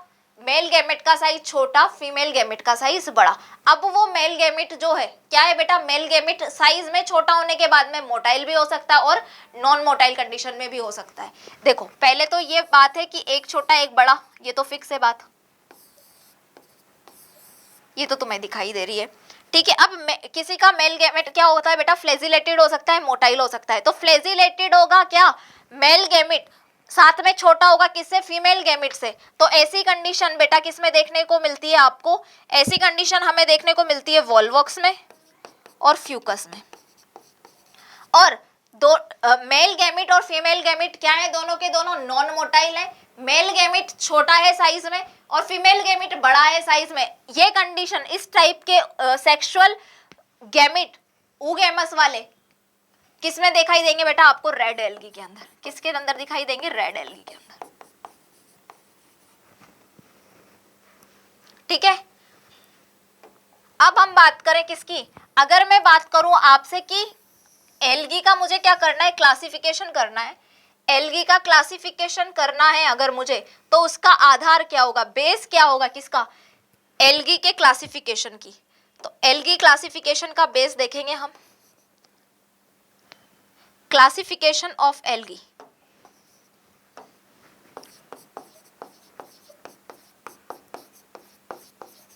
कि एल्गी को कैसे हमने red algae, green algae, brown algae यानी कि फियोफाइसी, रोडोफाइसी, क्लोरोफाइसी में डिवाइड किया है। तो उसका रीजन क्या रहा? तो क्लासिफिकेशन ऑफ एल्गी, 3 क्लास होती है बेटा एल्गी की, याद रखना। इसका बेस है बेटा नंबर 1 जो बेस है वो क्या होता है बेटा? Stored food. सब में फूड क्या होगा बेटा? अलग अलग मात्रा में स्टोर होगा, अलग अलग तरह का। दूसरा है बेटा सेल वॉल। क्या है आपका? सेल वॉल, स्टोर्ड फूड या रिजर्व फूड, सेल वॉल। और थर्ड है बेटा आपके पिगमेंट। सब में अलग अलग पिगमेंट प्रेजेंट होंगे। हम देखेंगे क्लोरोफाइसी में अलग पिगमेंट है जिसकी वजह से उसका क्या है? ग्रीन कलर के है, ग्रीन कलर है। रोडोफाइसी में देखोगे आप क्या है बेटा? अलग पिगमेंट है इसलिए वो क्या हो रहा है? रेड कलर का है। फियोफाइसी जिसको ब्राउन एल्गी हम बोल रहे हैं उसमें क्या है? ब्राउन कलर देने वाला एक पिगमेंट प्रेजेंट है इसलिए उसका कलर क्या है? ब्राउन कलर है। तो अब हम करते हैं क्या? क्लासिफिकेशन किसका बेटा? एल्गी का क्लासिफिकेशन करते हैं। ये चीज अभी हम देख लेंगे। ये ग्रीन एल्गी मैंने बोला था ना, वॉल्वॉक्स जो है कॉलोनी बनाता है। यूनिसेल्युलर ग्रीन एल्गी कौन सा? वॉल्वॉक्स। और ग्रीन एल्गी का एग्जांपल यूलोथ्रिक्स है जिसमें फ्रेगमेंट के थ्रू क्या होता है बेटा?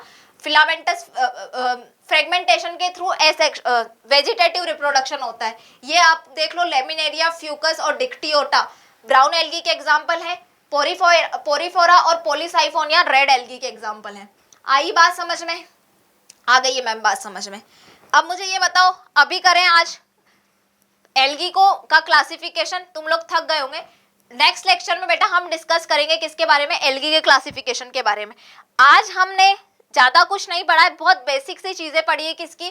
प्लांट किंगडम की, कि क्लासिफिकेशन का बेस क्या रहा, किस किस बिहाफ पर अलग अलग टाइप के क्लासिफिकेशन आए। और उसमें हमने सबसे पहले कौन सा पढ़ा था बेटा? हमने सबसे पहला पढ़ा था आर्टिफिशियल सिस्टम ऑफ क्लासिफिकेशन, जिसको किसने दिया था? एरिस्टोटल और कैरोलस लीनियस ने। फिर हमने पढ़ा नेचुरल सिस्टम ऑफ क्लासिफिकेशन, फिर फाइलोजेनेटिक सिस्टम ऑफ क्लासिफिकेशन, फिर टेक्सोनॉमी देखी, न्यूमेरिकल टेक्सोनॉमी, कीमोटेक्सोनॉमी, साइटोटेक्सोनॉमी। फिर हमने कुछ टर्म्स पढ़ी। टर्म्स बहुत इंपॉर्टेंट है, टर्म्स अच्छे से रिवाइज करना, क्योंकि अगर इस चैप्टर का वेटेज बेटा बहुत ज्यादा है, लेकिन 4 नंबर का क्वेश्चन वो चाहे ना तो इस टर्म्स में से निकाल के दे सकता है और तुम इतने कंफ्यूज हो जाओगे कि तुम पागल हो जाओगे कि ऐसा कैसे हो गया। तो टर्म्स पे बहुत अच्छे से फोकस करना है। टर्म्स के साथ साथ हमने अल्टरेशन ऑफ जनरेशन कैसे होता है, कैसे स्पर्मेटोफाइट से गेमेटोफाइट और फिर वापस से गेमेटोफाइट स्पर्मेटोफाइट में कन्वर्ट हो जाता है। फिर हमने 4 bryophytes, algae, pteridophyte, gymnosperm, angiosperm की कंपैरेटिवली स्टडी करी कि कहाँ पे डोमिनेंट स्टेज स्पर्मेटोफाइट है, कहाँ पे गैमेटोफाइट डोमिनेंट स्टेज है, हैबिट क्या है, कौन एक्वेटिक है, कौन टेरेस्ट्रियल है, first terrestrial member of plant kingdom वो कौन से थे। उसके अलावा हमने और क्या देखा है बेटा? यहाँ पर ट्रैकियोफाइट्स कहाँ पे प्रेजेंट थे, यानी कि वेस्कुलर बंडल कहाँ पे प्रेजेंट थे। फिर हमने बेटा एल्गी का क्लासिफिकेशन स्टार्ट कर दिया था करना। एल्गी के क्लासिफिकेशन में हमने बेसिक चीजें देखी थी कि एल्गी को हम क्यों बोल रहे हैं बेटा, क्या क्रिप्टोगेमस क्यों बोला, नॉन एम्ब्रियोफाइट्स क्यों बोला, इसके अलावा हमने नॉन वेस्कुलर जो टर्म्स हैं, ये जो आप एनसीईआरटी की रीडिंग करोगे ना एल्गी में, तब आपको ये लगेगा कि ये वाली टर्म्स क्या होती हैं।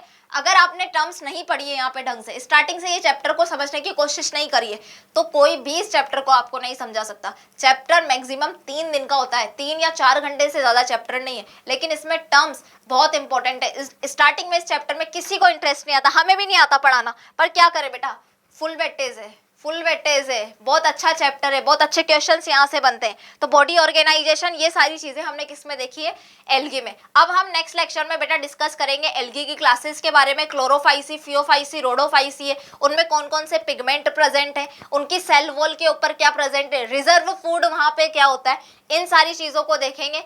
और इस तरह से एल्गी के क्या क्या फायदे हैं, एल्गी के क्या क्या नुकसान है, ये सारी चीजें भी, लॉस और प्रॉफिट, एडवांटेज और डिसएडवांटेज भी हम नेक्स्ट लेक्चर में देखेंगे। तब तक के लिए आप नोट्स अच्छे से बनाओ और एनसीईआरटी का रीडिंग करो। Okay students, see you soon.